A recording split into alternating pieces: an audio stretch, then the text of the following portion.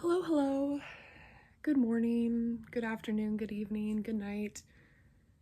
Silliness, okay. Hello, Psychonauts. How are you doing today? Today, I wanted to just talk about being a Psychonaut. And I want to go a little bit into the past. Let's be nostalgic today. And I'm going to tell you a little bit about my days as a college Psychonaut because this is really where it all began. This is how I became the Psychonaut that I am today.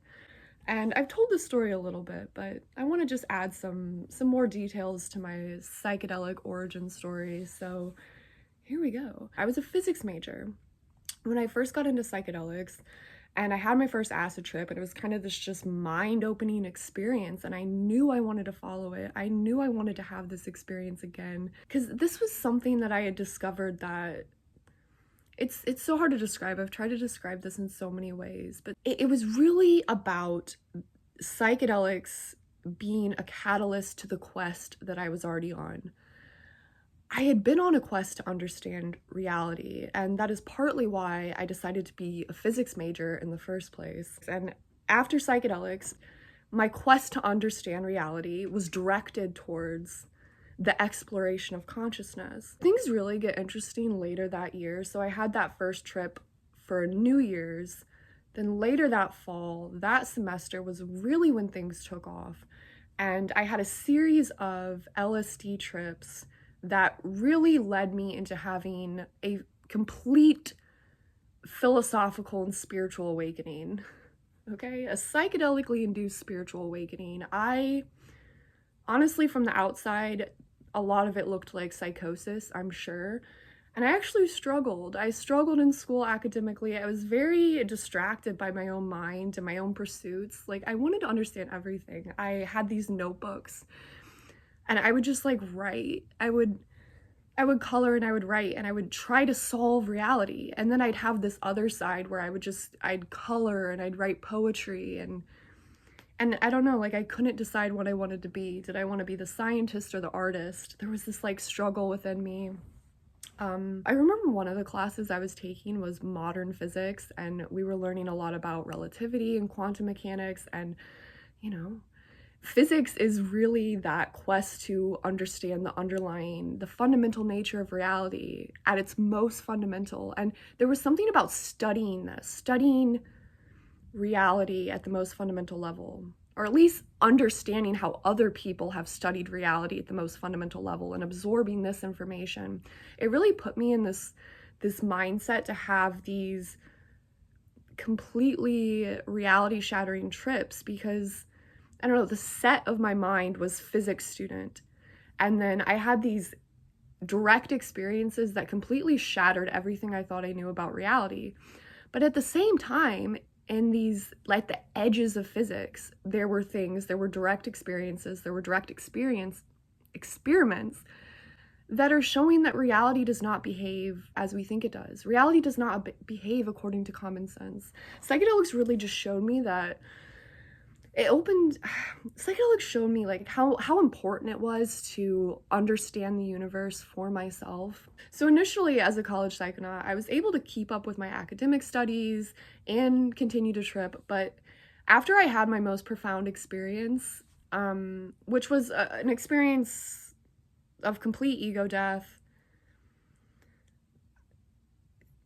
there's really nothing like the first time this happens to you, where you wake up and you realize your entire life was a dream.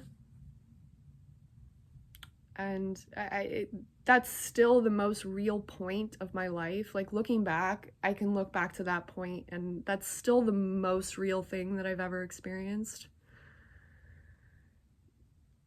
This is why you should be careful. I mean, psychedelics are extremely powerful. So I started struggling academically because I was just completely obsessed with my own mind and understanding reality. So it wasn't even necessarily about, I was tripping too much. I didn't have time to do my schoolwork. It was just, I was interested in my own pursuits, and I just couldn't get myself to focus on the thing that I just was losing passion for. I was losing passion for physics. I still thought it was super interesting, but I no longer thought it was the final piece of the puzzle. it was only a piece of the puzzle. It was only one side of looking at reality. Direct experiences propelled me to want to understand reality from the other side of the coin. And I realized that I wasn't going to be able to be a physicist. Not that I was ever going to be a physicist. My degree was going to be, it was supposed to be like a physics degree with an emphasis in engineering. I don't know. I thought that would be practical. Anyway, so I did, you know, I did the thing that all hippies do, and I dropped out. I dropped out of college. I did, because of psychedelics. And I didn't know what I was going to do, but I decided to take a chance and just do it. I was gone from school for I think like 3 semesters. During that time, during that break, I definitely amped up the psychedelic experiences. I had a lot more consciousness exploration. This is when I really laid the ground for my future as a psychonaut. I kind of had those initial awakening experiences, and then this was like the time that I was really exploring the nitty-gritty of everything the psychedelic experiences have to offer. I was even learning some hard lessons during this time, having, you know, maybe overdoing it a bit and being humbled by it. I think psychedelics tend to have a sort of self-limiting, I don't know if that's the right word, they have a self-limiting kind of way to them where you'll get punished if you overdo it, you know, like there will be natural consequences. I think everything balances out at the end. Do you remember, okay, random thought, Terrence McKenna, there's a video, there's a talk he says, when I was schizophrenic. It's all about this like equilibrium. Like I went insane before, but it was, I don't know, it's helped me become a better mind. Maybe it's a sort of like Hegelian dialectic of the mind. You kind of have to go through those extremes to produce the synthesis that you need. Anyway, okay, so I also got a job at the grocery store and started working. But I knew obviously that's not what I wanted to do forever. And I wanted to finish my degree. I wanted to continue my education, but physics was not going to do it. So what's the next best thing? Mathematics. Yes. So I decided to go back to school as a math major. And this is where I found like a newfound passion. I remember this one specific 400 microgram LSD trip that I took while I was in the class, abstract algebra. I don't know, I remember something about proofs too. I really felt like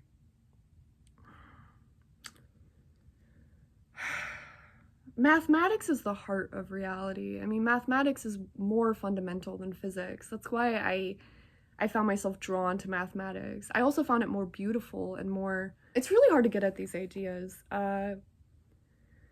There's something about the I in your mind. It's all the same I. Do you realize that? Do you realize it's all the same I? At the most fundamental level, the most, I don't know, I think we're all the integration of an infinite amount of infinitesimally small selves. You know, we're infinitely many selves. And at the same time, there's no self at all. There's nothing that you can actually, I don't know, you can't contain it. I don't know what I'm saying, but I remember I'd go through these, I'd have that realization that it's all the same self. I felt like I was just, there's definitely a similarity between what happens in the mind during trips and what happens in the mind when I'm doing something mathematical. For instance, completing a proof. There's a certain relationship between the mind and the mathematics that happens when you're working on a proof. And it very much reminds me of the relationship between the mind and all of reality. I don't know, it's like all just God's calculation. I don't know, I don't really know what all I told you. But I'm just gonna have to end it there, and I'll have to talk to you next time. So have a good rest of your day, and bye-bye.